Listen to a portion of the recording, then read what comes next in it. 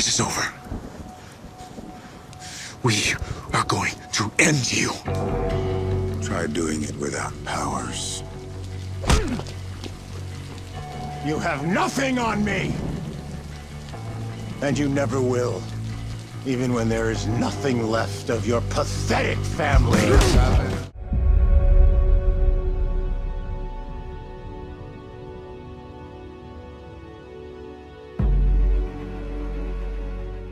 Alright, what is going on guys? It's Tazz here and welcome back to the channel. This week marked the beginning of the back half of the final season of Superman and Lois with episode 6 titled When the Lights Come On. Coming off the heels of a couple of slower bridging episodes, this week's entry comes out swinging, bringing many of the season's main plots to a head. In the fallout of Lex's reunion with his daughter, which didn't quite go as planned, he dives full force into his plots in Smallville.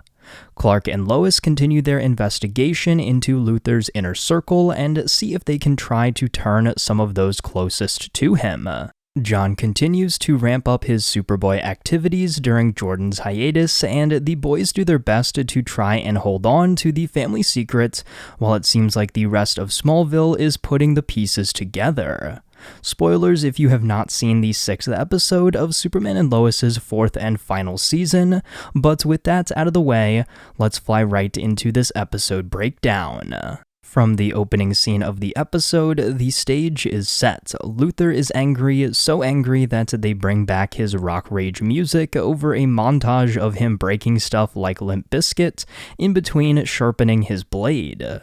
Lex goes as far as to burn the photo of his daughter he had been carrying with him since prison, along with all of the letters she had written to him in his time away, solidifying Lex's decision to choose his vendetta over his own daughter, proving that she was right to not want anything to do with him at the end of last week's episode. Throughout the course of this week's episode, we have again a few separate storylines that actually all sort of overlap and come together by the end of it all. The spotlight this week, however, is once again on Lex Luthor, doubling down on his plan in Smallville, which is revealed to be the acquisition of land for his new Luthor Corps headquarters. This is all being assisted by Amanda, who has been Lex's right hand this entire season, showing him unwavering loyalty through it all, until now.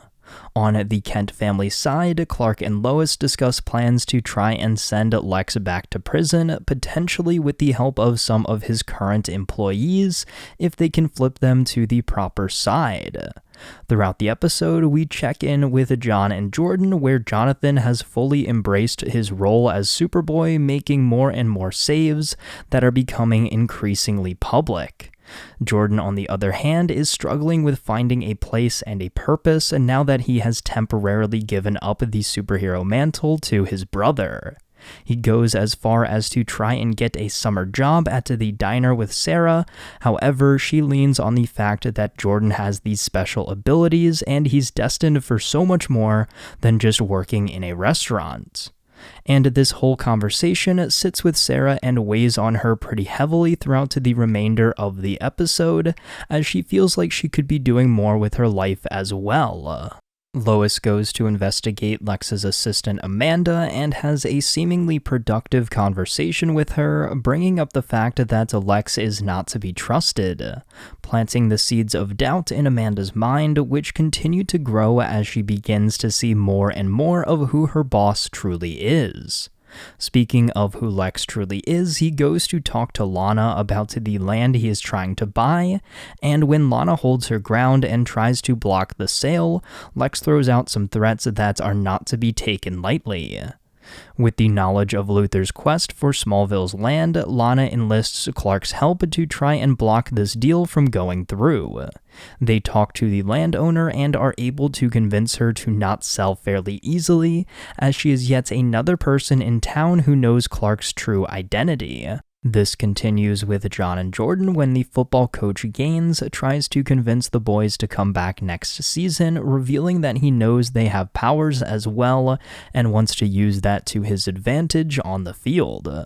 Both instances further foreshadow the possibility of Clark's secret eventually just being out there in the open for everyone, maybe just in Smallville or in the entire world as well.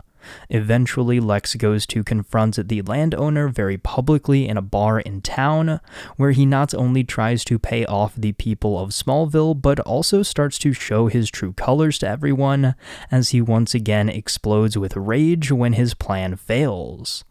Lana and the citizens of Smallville rally together to block Lex's purchase, all the while Clark watches from the sidelines. I find it very fitting, as this is yet another example of the people of Smallville giving back to Superman in his time of need. Back at the hotel, Lex and Amanda have a fairly heated discussion about his outburst in town. She goes as far as to bring up the fact that his daughter wanted to be back in his life, but he wanted revenge more. Lex questions Amanda's loyalty to him. Choose me or them, there's no middle ground. Lex Luthor does not make empty threats, and that is exemplified once again as he sends Otis to Lana's house in an attempt to silence her. Luckily, Sarah was there and able to knock out the intruder before anything terrible happened. In the aftermath of the attack, John and Jordan apologize to Sarah for not hearing the commotion. This eventually leads to Sarah fully committing to her plan to travel the world in the upcoming school year, which also seemingly convinces Jordan to fully embrace his powers once again, giving us a nice scene where he and John take her to explore where she might want to study in the future. Back with Clark, however, seeing his best friend almost killed by Luthor has finally caused him to hit his breaking point. Here is where we get to the showdown we've been waiting for. Clark marches down the rainy streets of Smallville, yelling for Luthor, who is enjoying the chaos in comfort. The two square off under the rainfall and red solar streetlights, courtesy of Milton Fine. Not only is Clark weakened from his death and resurrection, but now under the red solar radiation, which evens the playing field for a legitimate Lex versus Clark street brawl. This was hands down the best scene of the entire episode and easily one of my favorites of the whole season. I've mentioned from the beginning the physicality that Michael Cudlitz brought to the role of Lex Luthor, and actually getting to see him face off against Clark in a hand-to-hand grounded fight was incredible. Each punch had immense weight to it. You could feel the rage and anger bubbling up to the surface of Clark, unleashing something he normally tries to keep hidden, and Luthor notices it as well. As soon as Lois and the boys arrive, Lex tells Clark that now they will see him for who he truly is, as he always knew Superman had a bit of a dark side. In the end, Clark is able to get the upper hand and has Lex in a chokehold and has to gather himself and come back to reality, as he came close to killing him right then and there. Clark's slow realization that he went too far, however, still walking away angry, spoke volumes.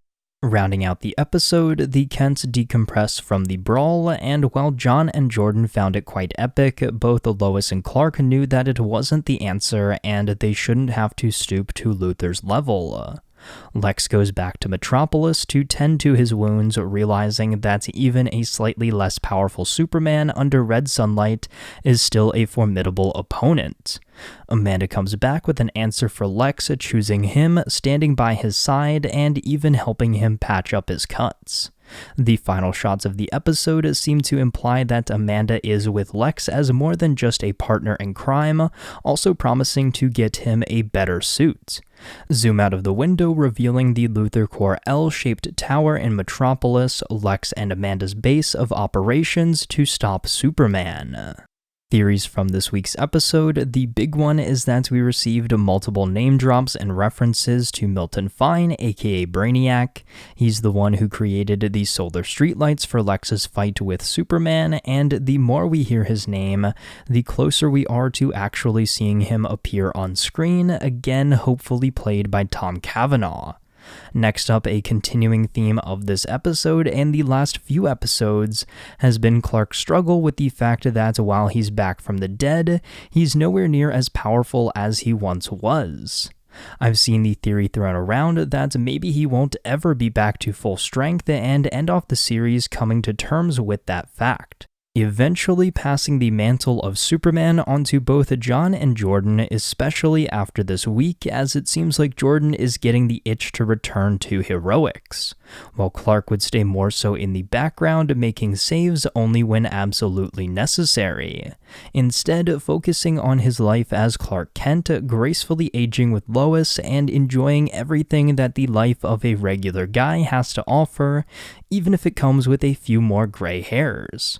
While I would of course love for Clark to somehow regain his power and strength by the finale, if this is the route they take with him and it's done well, I think I could be content with the series ending in Superman's ultimate retirement. And finally, as I've mentioned throughout this breakdown, more and more people in Smallville are revealing that they do in fact know that Clark is Superman and that John and Jordan have been flying around as Superboy.